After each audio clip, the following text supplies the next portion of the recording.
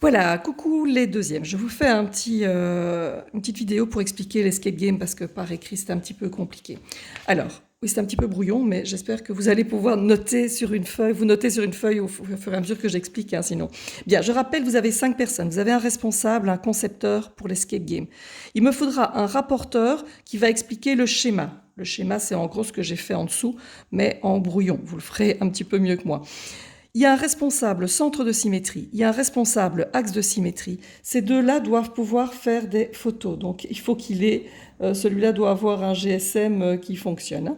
Et le dernier devra faire le romancier, je l'ai appelé, c'est-à-dire qu'il va expliquer l'histoire de votre escape game. Si c'est une histoire de voyage, si c'est une histoire de princesse, si c'est une histoire, je ne sais pas moi. Donc là, il doit un petit peu expliquer, on arrive dans telle pièce, on passe dans telle pièce, etc., tel lieu. Voilà, ça c'est celui qui devra raconter. Alors, il faudra faire des cases pour revenir, donc ça c'est pour le concepteur. Donc pour le concepteur, il doit faire des cases de revenir tout le temps.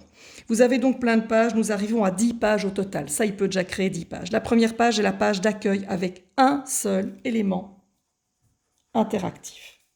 La page numéro 2 est la page départ avec un élément interactif qui parle du centre de symétrie. Donc, vous pouvez mettre sur l'élément centre de symétrie. On arrive à la page 3. Sur la page 3, je reviendrai pour les centres de symétrie, ce qu'il faut faire. Alors, il y a chaque fois 2 éléments interactifs. En fait, donc, il y en a un qui est bon et l'autre qui est mauvais. Et donc, celui qui est bon, eh bien, amène à la suite. Celui qui est mauvais, eh bien, vous marquez perdu. Ça, ce sera la page numéro 5. Cette page 5 va revenir plein de fois, évidemment. Alors, si c'est bon, on a droit à la question suivante. La question suivante, de nouveau, ça va être une histoire de lettres. Est-ce que c'est bon ou mauvais? Si c'est mauvais, perdu. Et si c'est bon, on passe à l'axe de symétrie. Pour passer à l'axe de symétrie, on est à la page 6. Attention, la page 6 est la même que la page 2. Sauf que vous avez un deuxième élément, donc genre on a une pièce, on a ouvert une porte, et bien là c'est une autre porte qui est axe de symétrie. Même chose, il y aura une question oui ou non. C'est perdu ou c'est bon. Il y a une question oui ou non, vrai ou faux, vous mettez comme vous voulez, hein, quel est le bon. Enfin, il faudra cliquer sur celui qui est le bon en fait. Et puis perdu ou pas perdu. Et quand on a gagné, ça veut dire qu'on en a gagné 4 d'affilée, vous avez un élément interactif qui permet d'arriver à la sortie. Et la sortie, c'est une fin heureuse de nouveau selon l'histoire de votre escape game. Donc le concepteur peut déjà préparer les 10 pages. Quand je dis les 10 pages, attention que la page numéro 5 revient 1, 2, 3, 4 fois, si je ne me trompe pas, non, 4 fois.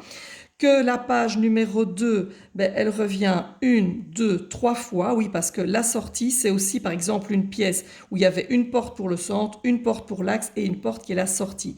Donc cette page-là est la même et la fin heureuse. Voilà, donc faites ça ce week-end pour qu'on puisse voir ce qui manque et ce qui ne manque pas. Je pourrais un petit peu surfer là-dessus. Pour les responsables centres de symétrie. Alors, ça, c'est les premières. Pour les centres de symétrie, c'est ici. Pour le centre de symétrie, il va devoir aller circuler en voiture, un petit peu, en voiture, qu'est-ce que je raconte? Aller un petit peu dans la rue et faire des photos. Il va devoir faire 4 photos. Dans ces 4 photos, il va prendre un symbole, donc il se met à l'avant d'une voiture et à l'avant ou l'arrière de la voiture, en gros plan, il prend la photo d'un symbole de voiture qui a un centre de symétrie. Et même chose, un autre d'un symbole où il n'y en a pas. 1, 2. Même chose après pour, vous mettez sur une plaque minéralogique de voiture, plaque de voiture, une lettre où il y a un centre et une autre lettre où il n'y a pas de centre. Donc je n'accepte pas, ça doit être une photo. Hein. Je ne veux pas que vous ayez cherché sur Internet, ça n'est pas le but, ça doit être une photo.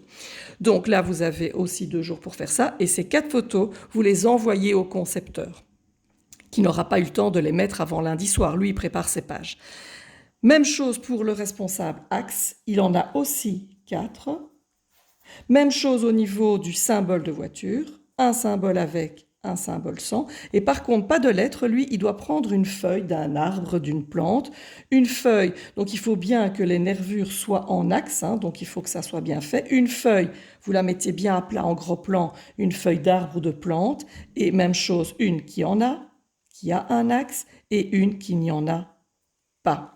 Donc 4 photos, 4 photos. Le romancier démarre un petit peu l'histoire puisque vous avez déjà dit, vous allez discuter du thème et ben, le concepteur avance dans les pages et le rapporteur peut démarrer son schéma un petit peu. Donc là, il va devoir préciser évidemment ce qui se passe, hein, où est-ce qu'on est et quel est l'élément, etc.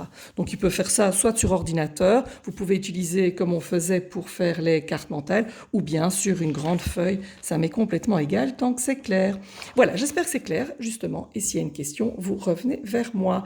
Un super week-end à tout le monde et bon travail, ça tiendra lieu d'interrogation, hein, donc faites ça bien, on ne fera pas d'interro là-dessus, on va vraiment se concentrer sur notre escape game. Bye bye!